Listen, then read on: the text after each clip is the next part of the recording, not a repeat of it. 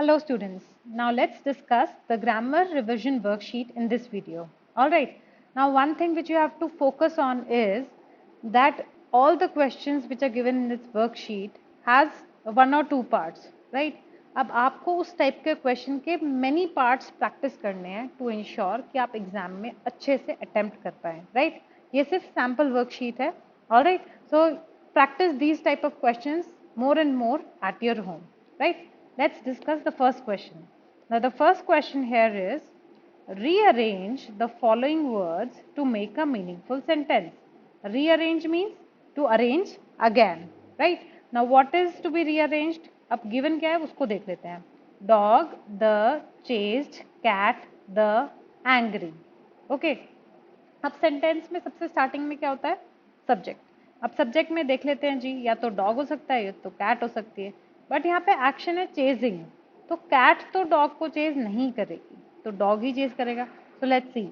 The, okay the हो गया, dog, done. The dog chased, action ले लेते हैं. द डॉग चेस्ड, ठीक है. The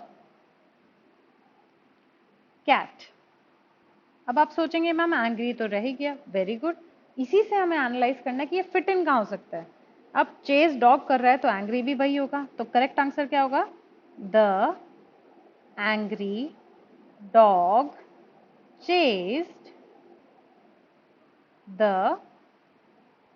cat. Okay, so you don't have to worry कि मैम फर्स्ट में मेरा आंसर ही नहीं आया तो क्या करूं, छोड़ दो क्या? नहीं, try again. See whichever word is left out वो कहाँ fit in हो सकता है, and that's how you will be able to get to the correct answer, right? Now moving on to the next question. Write two rhyming words for the given word. अब rhyming words तो आप class 1 से कर रहे हैं, है ना? Rhyming words क्या होते हैं? Rhyming words are the words जिनकी ending sound same होती है, okay? So with same ending sound. The word given here is tree. तो tree का क्या हो सकता है? Free. ई साउंड आ रही है. देन बी, ई. अगेन मैं बोलूँ की, तो की में भी सेम साउंड है. देर आर सम स्टूडेंट्स जिनको लगता है कि राइमिंग वर्ड्स में स्पेलिंग भी सेम होनी चाहिए. No, it's not necessary spelling same हो.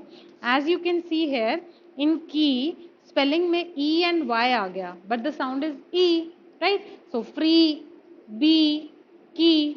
Okay, so do not worry if the spelling is not same. You have to focus on the sound. Okay, moving on to question 3. Identify the underlined word as noun or verb. Underlined verb here is paint. ठीक है? So she will paint the wall tomorrow. She will paint the wall tomorrow. वो करेगी क्या? वो paint करेगी. तो यहाँ पे paint as an action mention किया गया, right? एक्शन, ठीक है. तो वो क्या हो गया? वर्ब. अब आप सोच रहे होंगे मैम इसमें ऑप्शन क्यों दिया गया है नाउन और वर्ब का. अब ये सेंटेंस देखिए. I have a box of paint. ठीक है. अब यहाँ पे I have a box of paint. Paint क्या है? इट इज अ थिंग, है ना? It is name of a thing. तो अब यहाँ पे अगर ये नेम हो गया है तो ये क्या बन गया? Noun. It is a noun. Okay, so you have to focus on this thing कि जो वर्ड यूज किया गया है, is it being used as an action, जो कि यहाँ हुआ था she will paint. Paint as an action कि वो पेंट करेगी. ठीक है. But in the second sentence we have I have a box of paint. Paint का बॉक्स. ठीक है. तो वो पेंट क्या चीज हो गई है? इट इज अ थिंग जिसका फिर नेम हो गया, right? So we have to focus on this. Moving on to question number 4. Complete the blanks using the correct form of present continuous tense. अब मैं तुम्हें याद दिला दूं जरा. Present continuous tense में we have subject plus is, am, are plus verb plus ing. ठीक है. अब यहाँ पे verb क्या given है? practice. The players. Players singular है या plural है? Yes, plural. तो द प्लेयर्स आर क्यों? क्योंकि प्रेजेंट बोला है उन्होंने, है ना? The players are practicing. क्योंकि प्रैक्टिस में हम ऐड कर देंगे आईएनजी तो क्या बन जाएगा? Practicing. The players are practicing on the ground. Now moving on to the next question, we have question number 5, that is fill in the blanks with appropriate collective noun. Collective noun क्या होते हैं? Name of a group. Simple, right? So a dash of sheep was grazing in the field. Sheep के group को क्या बोलते हैं? Yes, it's flock. A flock of sheep was grazing in the field. And the next one is a dash of ships sailed into the harbor. और ships के group को क्या बोलते हैं? It is a fleet. It is a fleet. Now moving on to next question. Question 6. Use the correct preposition in the sentence. Right? Preposition, again, it tells the position of anything. Right? So here the picture is hanging dash the wall. Wall on or above. It is on the wall. Moving on to the next question. Correct the error in the given sentence. You have to correct the error. Error means mistake. Mistake find out भी कर दो and you have to correct it too. ठीक है? This house is more bigger than that one. अब देखिए bigger तो आ ही चुका है, वो बता रहा है comparison, तो more क्यों आ गया है यहाँ पे? तो correct sentence would be this house is bigger than that one. ठीक है? So you have to be careful about this. If something is big, उससे bigger, and if इनसे भी बड़ा है तो it will be biggest. ठीक है? So if there is one thing, so if the tree is big, so tree B is bigger than tree A, and the tree C is the biggest. ठीक है? So like that's how comparison takes place. Here there is no comparison. Here there is comparison between two trees, and here more than two. जैसे ही more than two आ जाता है तो we go to the third one, that is the biggest. अब next question, ये तो सबसे easy है आप लोगों के लिए, सबसे easy and scoring.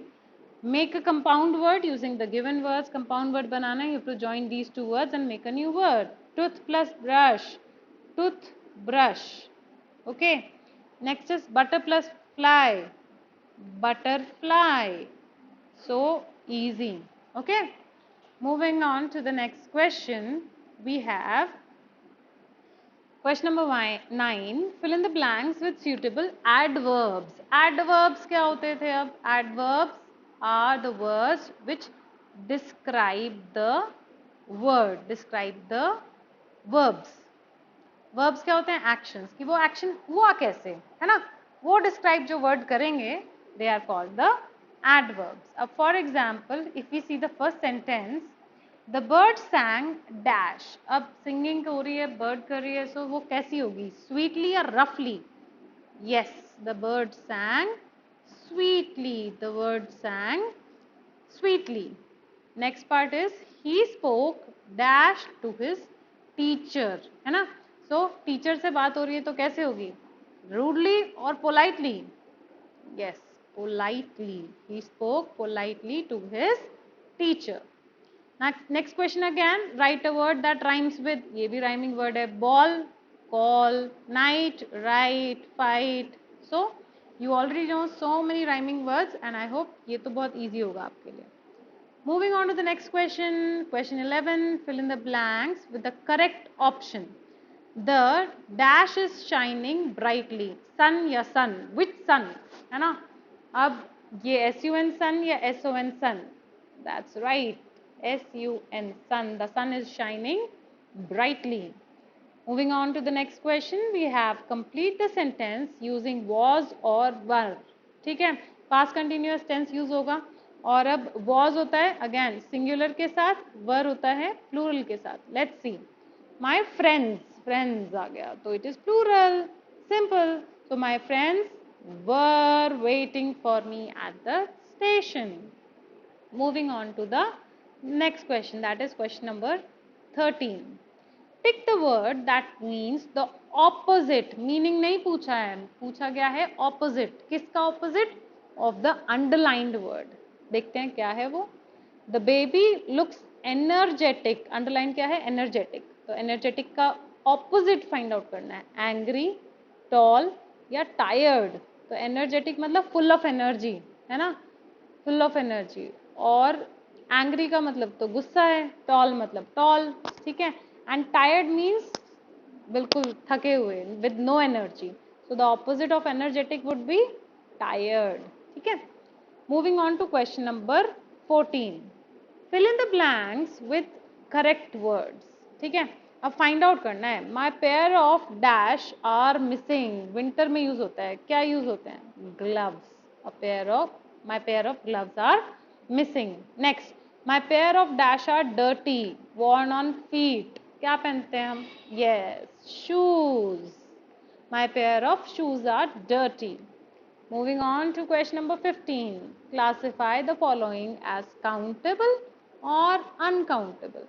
Countable are the things जिन्हें हम count कर सकते हैं, uncountable are the things जिन्हें हम count नहीं कर सकते हैं। तो बताइए जी, चेयर आपके सामने होगी, count कर पाएंगे? Yes, so this is countable. Sugar, अब शुगर के बहुत सारे बहुत सारे बहुत सारे बहुत सारे ऐसे होंगे क्यूब्स, तो क्या काउंट कर पाएंगे? But if I keep the sugar in bowl, तो I can count the bowls of sugar, yes, इन्हें तो काउंट कर सकती हूँ, बट ओपन शुगर को no. So this is uncountable. Now moving on to the last question, frame your own sentence using the word quickly. अब quickly से एक sentence बना दीजिए। quickly क्या है? adverb है, तो कोई भी action जिसके साथ आप quickly add कर सकते हैं and you can make a sentence. So she ate her food quickly. अब मैंने quickly किसके लिए यूज किया? What is the action here? Eating of food, है ना? तो क्या हुआ quickly? Eating of food. I hope you have understood the questions given in this worksheet. Practice well, अच्छे से prepare कीजिए, ठीक है? And soon I'll share another worksheet with you. All the best.